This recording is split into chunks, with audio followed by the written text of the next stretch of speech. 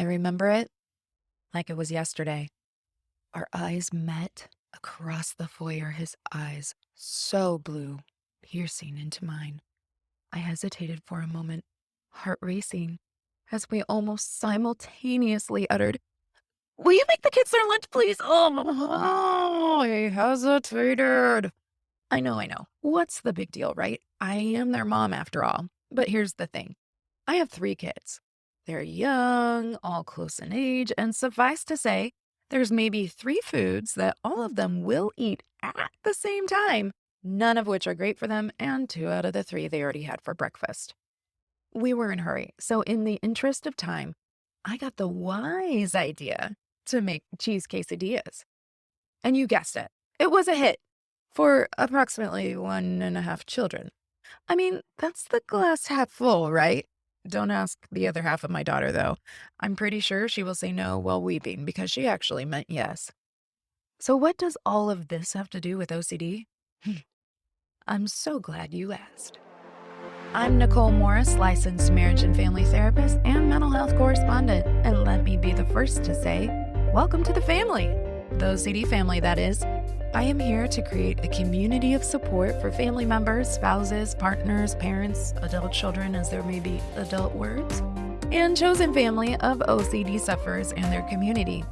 I've had over 22 years of experience in the mental health field, but please note that this information does not qualify or substitute as a diagnostic evaluation, therapy, or treatment, and it is presented on an as-is basis.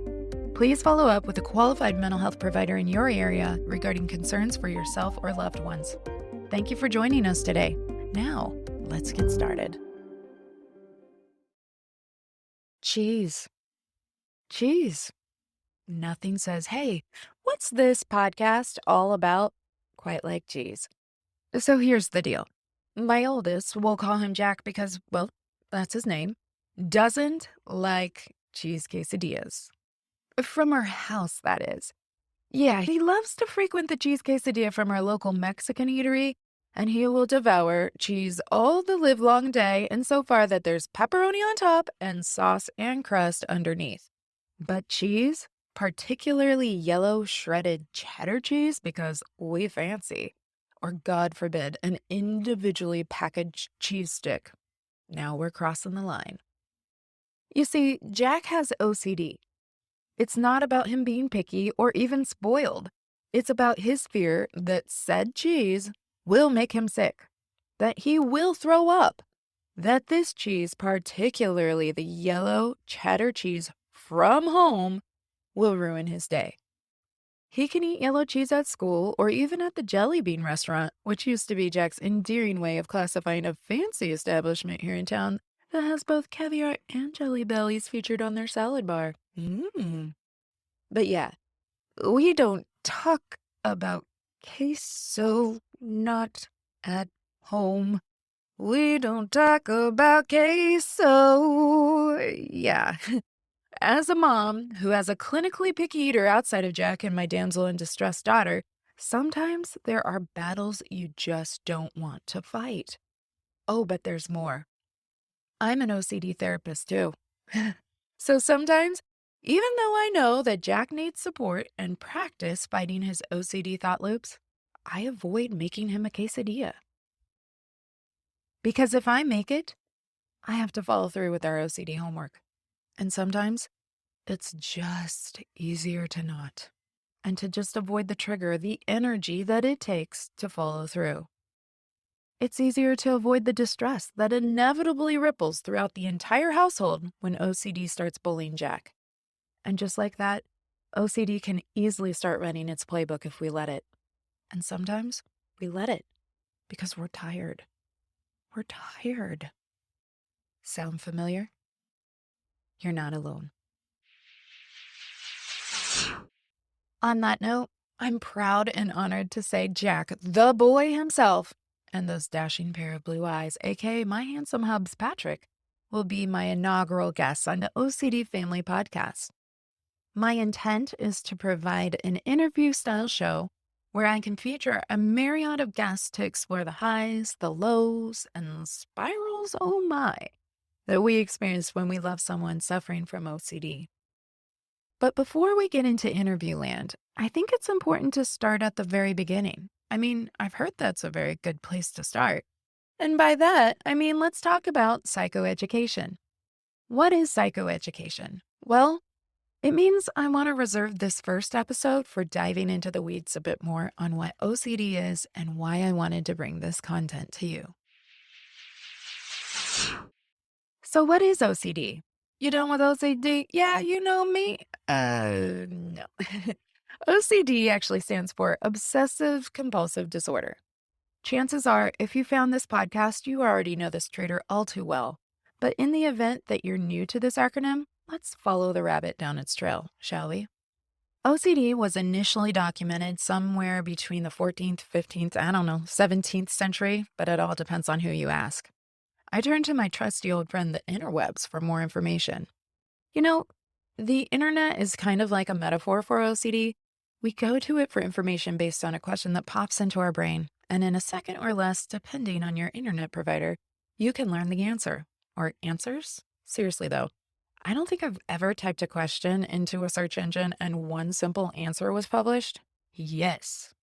No. Error code 404?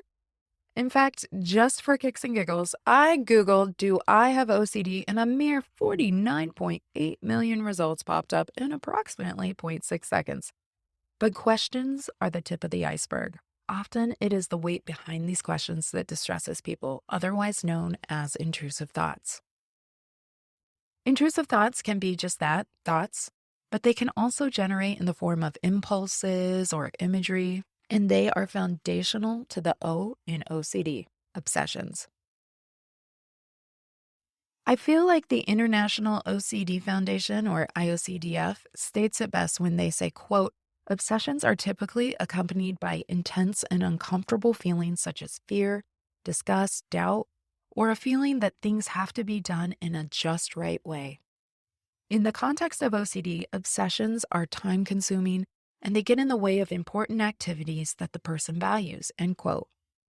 More so, under the avalanche of distress, compulsions are born. That's our C in OCD.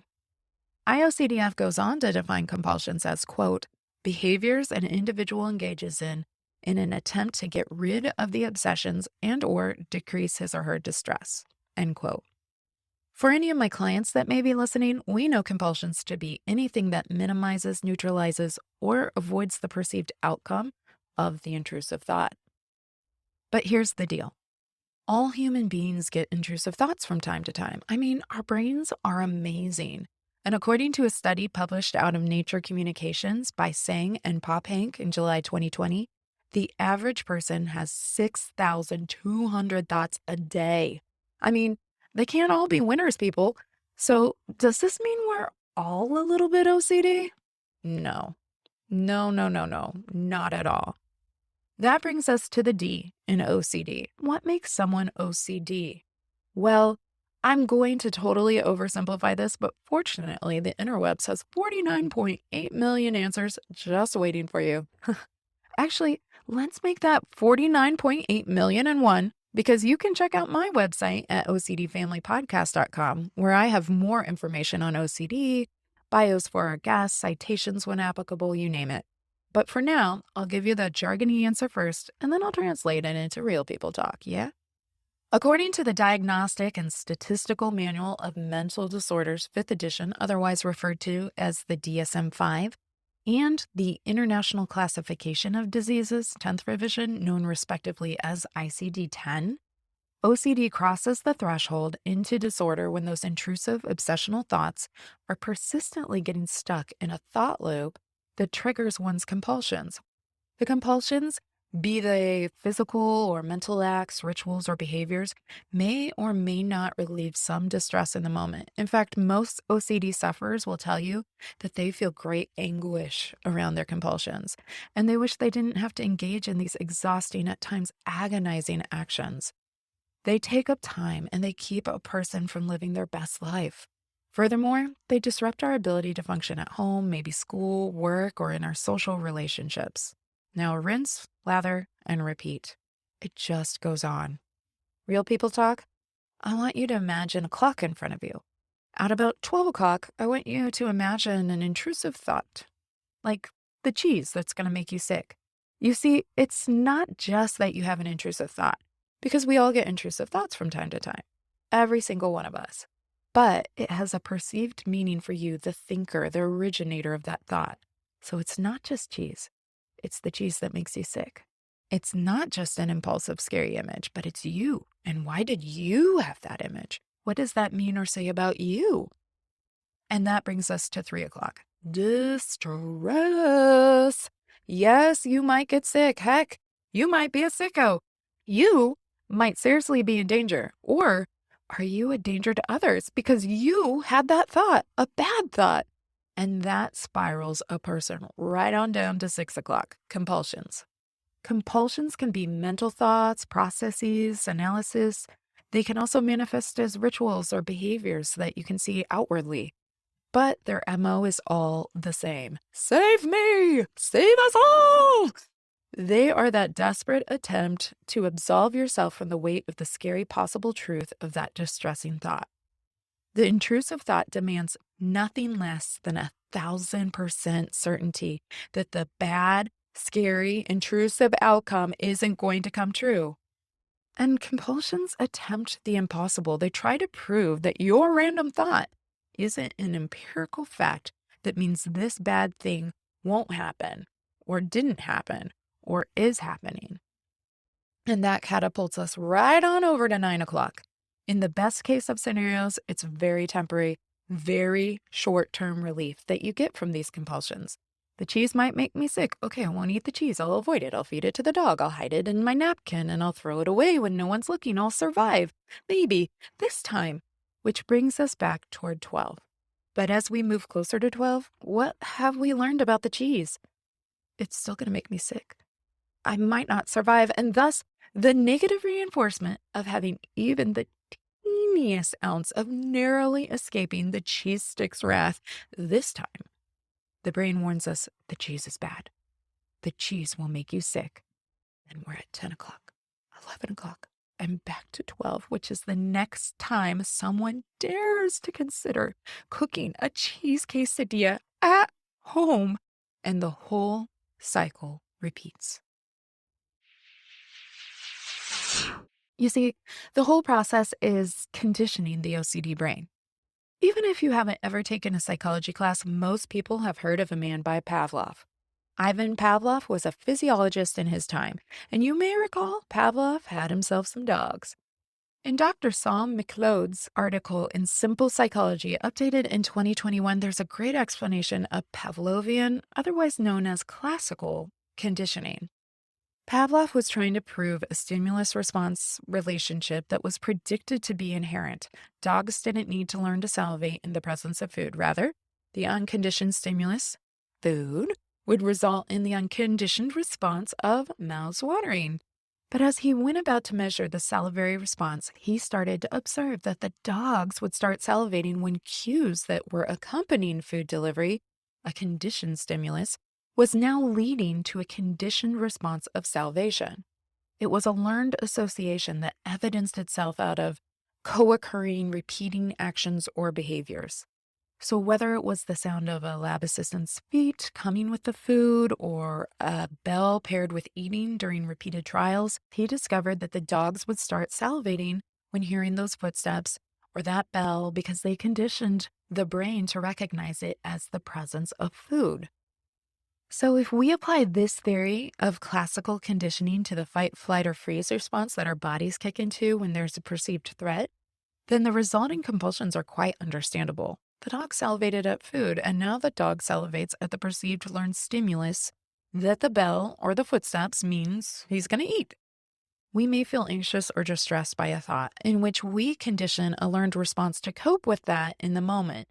But this is where OCD flips the script to something called operant conditioning. Operant conditioning was made popular by a guy named B.F. Skinner. And I found a great write-up from Kendra Cherry, as medically reviewed by Dr. David Sussman, in Very Well Mind, the June 2020 publication, that explained this type of conditioning really well. Skinner sought to study how the consequences of actions affect behavior. Skinner's principles were influenced in a major way by a guy named Edward Thorndike, who postulated something known as the law of effect. As Cherry states it, quote, operant conditioning relies on a fairly simple premise. Actions that are followed by reinforcement will be strengthened and more likely to occur again, end quote. She goes on further to explain Skinner's definition of operant conditioning. Quote, operant behaviors, on the other hand, are those under our conscious control. Some may occur spontaneously and others purposely, but it is the consequence of these actions that then influence whether or not they occur again in the future. Our actions on the environment and the consequences of that action make up an important part of the learning process, end quote.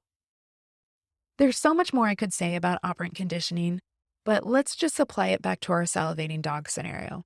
If the dogs hear footsteps or bells and they start to salivate, and in fact the food is presented to them in all its glory, the dogs are more likely to continue to salivate upon hearing those conditioned stimuli because they received consistent food delivery as a result.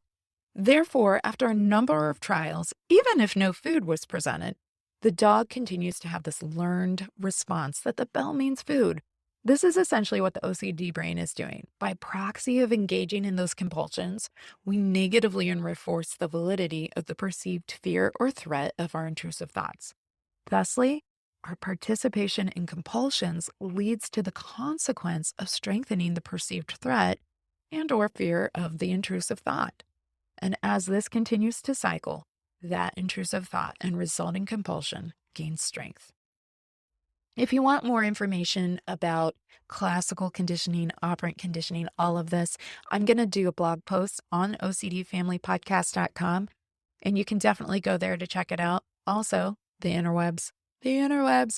There's lots of data out there about classical conditioning, operant conditioning, but it's interesting because in the OCD brain, the compulsions, which is what's perceived to give any relief or chance for survival, if any, is actually what is reinforcing that intrusive thought loop. It feels counterintuitive, but it's actually operant conditioning in the brain. Wild, right? So what can we do about OCD in the brain? And is it a chemical imbalance or what's going on with these thought loops? Well, interestingly enough, OCD was one of the first psychiatric disorders to show evidence of abnormal brain activity within certain regions of the brain, which is noted in Christopher Pinniger's 2014 publication at Yale's School of Medicine. He cited the earliest study from Baxter and colleagues out of UCLA in 1987, and the research has continued and grown over the past few decades, which continues to be analyzed by different researchers today. But while a brain scan of an individual with OCD evidences abnormal brain activity, it doesn't tell us about the individual's experience or manifestation of intrusive thought loops, as these can really be so variable, even within a single individual's lifespan, let alone across different people. So what does that mean? It basically means while brain imaging on its own isn't capable of being diagnostic at this point, there is evidence to show that OCD kicks the brain into DEFCON 9 regarding these feedback loops. So what does that mean for treatment? Well, a couple of things. It means no matter how well you can rationalize, argue, reassure, or even avoid, the OCD sufferer's brain chemistry is reinforcing this feedback loop. But fortunately, we've also learned about classical and operant conditioning. Whether examining inherent learning or conscious control, which again can occur spontaneously or purposefully, we have the ability to condition responses in our brain that affect the learning process. Historically, research shows that anxiety disorders respond well to the process of exposure therapy. The idea here is if we expose our brains to anxious triggers and we don't rescue the brain out of the perceived threat, then the brain will learn that it can survive that exposure and it will habituate over time. In fact, habituation and desensitization are buzzwords in the cognitive behavioral therapy world, otherwise known as CBT. And most insurances, at least here in the United States, love CBT because it's specific and it has measurable goals and outcomes. But what does habituation and desensitization mean? Well, the American Psychological Association, or APA, defines habituation as, quote, growing accustomed to a situation or stimulus, end quote. This means eventually, if those dogs we chatted about earlier stop hearing bells paired with food delivery after multiple trials and time, then their brains will start to adapt and the co occurring salivatory response will decrease or extinguish over time. And the APA defines desensitization as, quote, a reduction in emotional or physical reactivity to stimuli that is achieved by such means as deconditioning techniques, end quote. So not only can your brain adapt through the process of habituation, but we can decondition the fight, flight, or freeze responses and thusly lower anxiety. Well, this all sounds well and good. And it is well and good for your run of the mill anxiety disorders. But OCD is different. In OCD, even if you survive the exposure, the brain doesn't learn it's because the threat isn't real. Rather, the brain counters that the big bad outcomes didn't happen this time. But next time, oh baby, it will happen, could happen, did happen. Oh, insert panic. So, what's a person to do? Fortunately, operant conditioning taught us that by engaging in our compulsions, we're actually reinforcing the thought loop. So the act of not engaging in said compulsions are our best defense for aiding our brain in learning new responses. Thusly, ERP therapy was born. ERP stands for Exposure and Response Prevention, and it combines the exposure trials with intentional response prevention, i.e., not engaging in your compulsions. Because again, if repeating the compulsions are actually reinforcing the intrusive thought loops, then not engaging in the compulsions is so very important to breaking the cycle. So no biggie, right? If only. It's like telling someone not to tense up if you see a car about to crash into you. That's okay. You got this, right? Yeah. No, wrong. It's hard. It's very hard. But it's not impossible. And it's actually proven to be so effective over the last 50 years that it's considered the gold standard for OCD treatment. Efficacy rates have been reported upwards of 80%, whether looking at reduced symptoms or even remission. And that's crazy to me, like crazy cool, because in mental health, we don't get those kind of numbers, like ever, that I know of at least. Yeah. And the quality of life difference that it brings the OCD sufferer to their loved ones, it's immeasurable. So if we glean nothing else from this lowdown on OCD, yeah, you know me, it's that ERP is the way to go. And depending on the intensity of a sufferer's individual case, medication may also be warranted because, again, we can help the brain learn new things. But under the hood, we have a neurological circuitry that is reinforcing those thought loops. And while research shows that ERP is more effective than medication, and medication alone doesn't evidence the most successful outcomes, ERP plus medication may be needed. And that's an important conversation to have with your medical and your mental health providers. I'll just remind you, I'm not a doctor. This isn't therapy. This is just factual information. Please follow up with your treatment providers accordingly. Lastly, you may recall earlier I said OCD wants nothing less than 1000% certainty. Well, we can do all the ERP in the world, but unless we can embrace that one of the only certainties we are afforded in life is that uncertainty exists, we will continue to be stuck. This is because life is full of uncertainties. I'm sitting at my desk recording this podcast, and I'm granting that the chair underneath me isn't going to break, or the equipment isn't going to short circuit, or in some other random sort of event, I don't know, my house isn't going to explode. And I'm probably right. Or if I'm not, maybe I should apologize in advance for the screeching sound distortion that will likely be painful to your ears. And to think I just vacuumed upstairs. I mean, I so would have spent that time better if the house was just going to blow up anyway.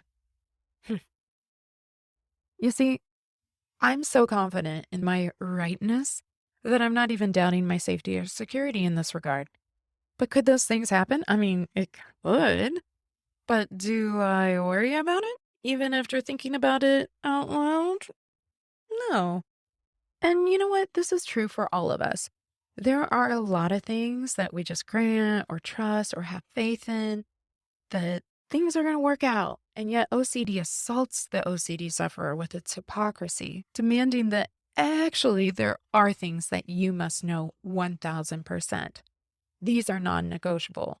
And true to vicious form, it tends to sink its tentacles into what matters most in your life: your family, your religion, your safety, others' safety, your health. OCD is an absolute monster, and it terrorizes the sufferer as well as the sufferer's community. And no matter what compulsions it demands, it's never, ever satisfied. It's never enough. That's why I'm creating this content. That's why I wanted to provide a forum for discussion, support, ideas, grievances, you name it. ERP helps the OCD sufferer start to boss back their OCD, and that's important. But how does the family system manage to boss back OCD? How does the partner or spouse achieve this? Are they helping? Are they reassuring? How do we not trip over ourselves or really figure out what accommodation is versus just trying to comfort our loved one who is constantly tortured by these incessant thought loops and compulsions? I bloomed as a professional in the greater Los Angeles area, and we were so lucky to have so many resources in that area. But I mainly practice in northern Indiana now. And I can tell you this: OCD is an underdiagnosed, misunderstood disorder. Say it again for the people in the back. I mean, most practitioners learn about OCD in a psychopathology graduate course where we had to commit a bajillion criterion to rote memory about every diagnosis relevant at that time. And you know what? That included me.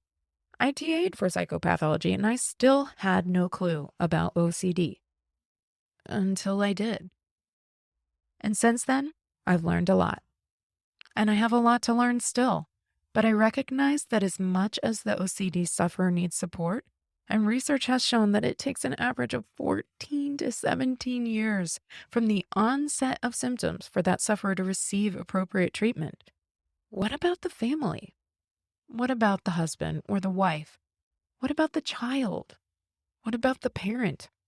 It's hard enough for the OCD sufferer to get the support they need, and in suburban and rural areas, often the family has to fend for itself. But there's more. People use OCD synonymously with preferential behavior. Like, let me just pack and organize this area better. I mean, I get so OCD about this. I like colors to be sequential, and it just drives me crazy when one little thing is off. Yeah. Or how many times have you heard someone say, "Oh my gosh, I'm like so OCD about this. I just need to move this real quick." Yeah, ugh, that's not OCD.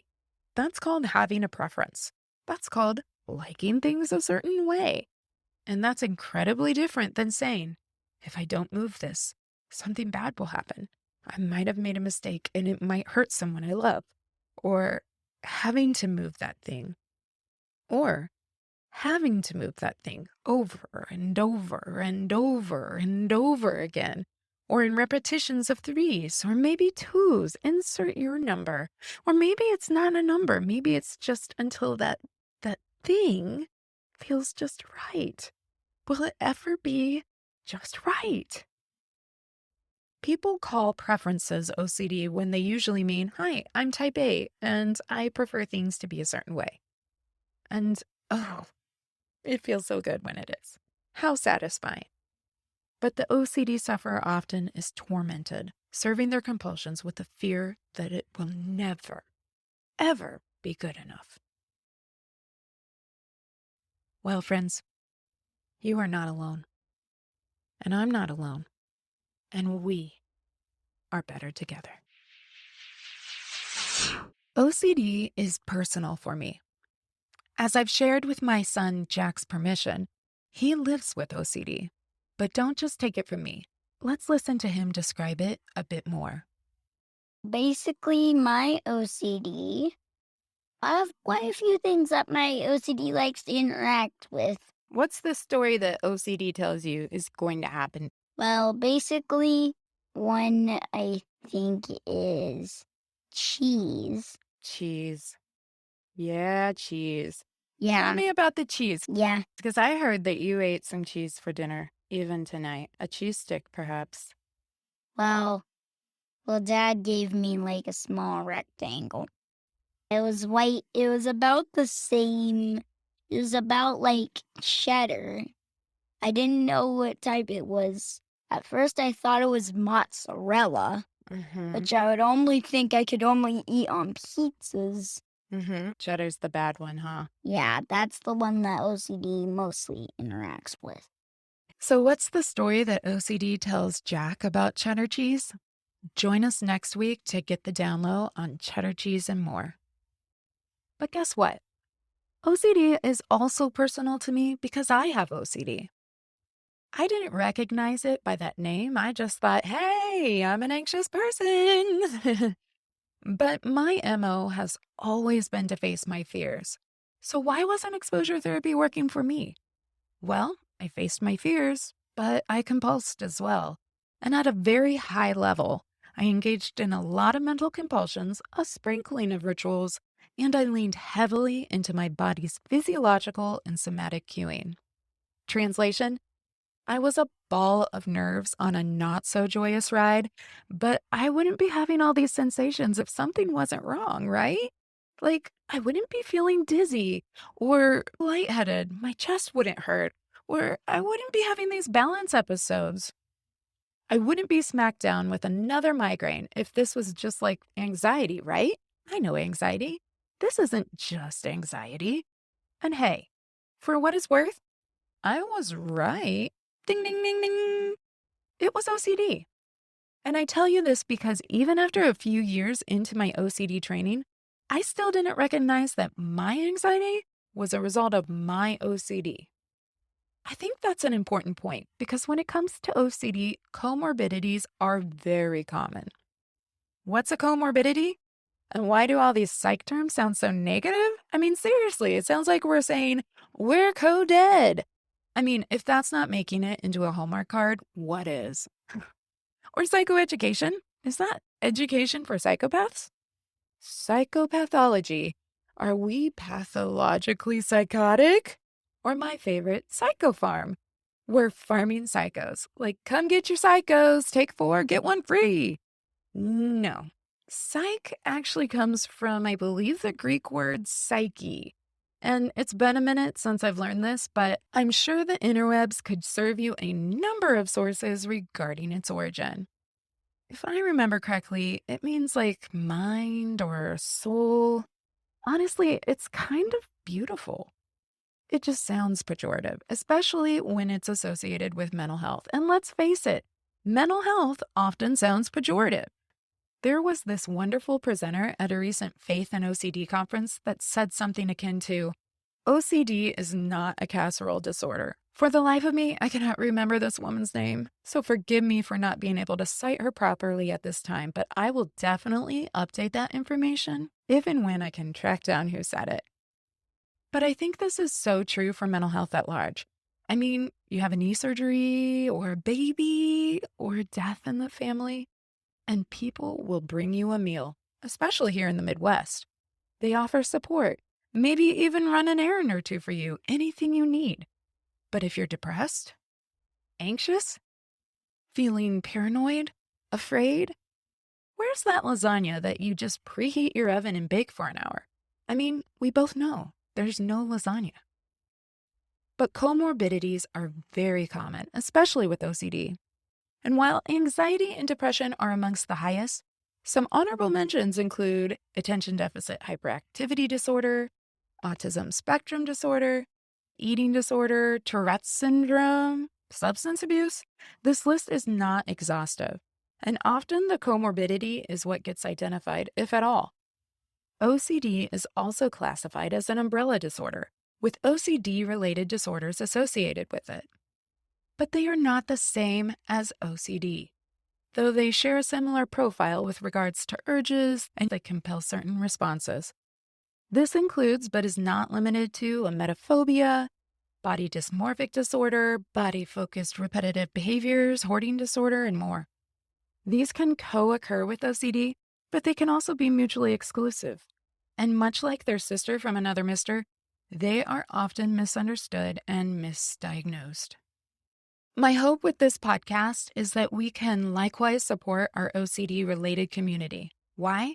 Because again, we're better together, and knowledge is power, and comorbidities are prevalent enough that it really is worth our while. Lastly, OCD is personal to me because I grew up with OCD, distressing loved ones around me, even though we didn't know this villain by name at that time. I married into a family impacted by OCD, and my husband Patrick is on the fence regarding whether his anxiety goes by another name. Let's listen as Patrick shares a little more about his thought loops.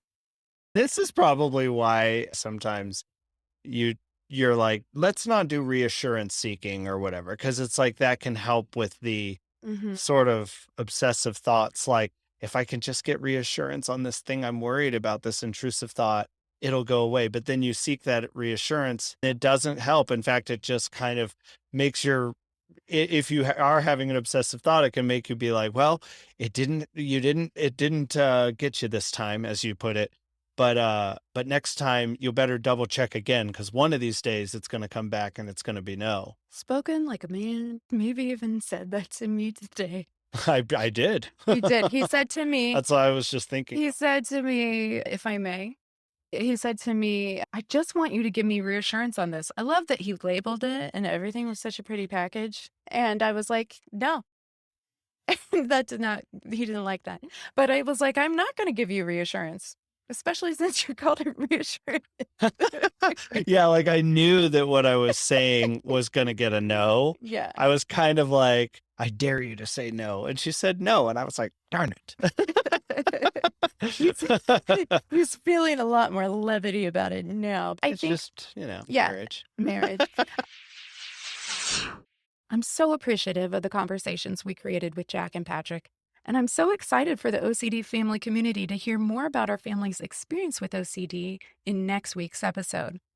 Also, I'll look forward to talking with more guests, some with lived experience, but also practitioners, researchers, community advocates, psychiatrists, clergy, authors, you name it.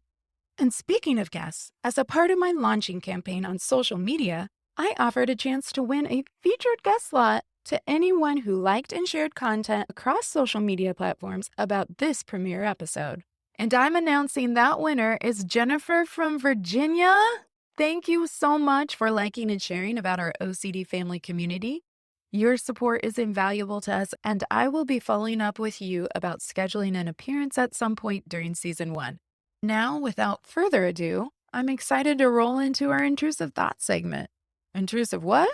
Intrusive thoughts. I had to include an intrusive thoughts segment because it's such a little inside joke here around my house, which tells you just how fun we are over here.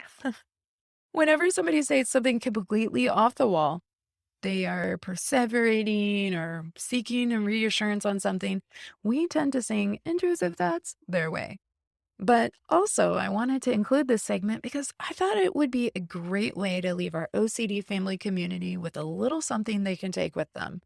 It's like packing you a plate on your way out the door. It's just a little something you can take with you. So this segment, which will be a recurring segment at the end of each episode, will aim to give an application piece for y'all that is relevant to today's episode. And let the record show, timestamp, I've dropped my first y'all. I grew up in the Midwest. Most of my professional life has cultivated on the West Coast, but you can take the girl out of the country. You can't take the country out of the girl. And hey, I'm living and practicing in the Midwest again, so you've been warned, y'all. Y'all have been warned. So today's application piece is a challenge to become curious, to become more aware of when OCD might be popping up in your life. Whether you are an OCD sufferer or a loved one to a sufferer, I want to challenge you to identify at least one area where you can spy OCD's operant conditioning at play. And what if you don't have OCD, or you're just a lovely person who is listening to this podcast to support a lovely podcast host, oh shucks, but you really don't have much knowledge about OCD. Well, if you made it to this point of the podcast, then my hope is now you know a little more about it. And because we lovely human folk are all fortunate enough to have amazing brains, then that means you've already experienced an intrusive thought or two along the way. So my challenge for you is to stay curiouser and curiouser. Thanks, Lewis Carroll, for that gem. But seriously, we're all in this wonderland together. Together. Yes, we really are better together. Thank you for joining me and our OCD family community. If you enjoyed what you heard today, please like and subscribe to the OCD Family Podcast wherever you enjoy your podcasts. Did you find this content helpful? Please consider leaving a review. The more people that know they're not alone, the better. For more information regarding today's podcast, please visit OCDFamilyPodcast.com and remember to join the email list while you're there. It will provide you with the most up-to-date information, resources, and even some chances to win some OCD family swag. Oh yeah, nothing says family like matching t-shirts or maybe stress balls. That's right, I went there. And you can too at OCDFamilyPodcast.com.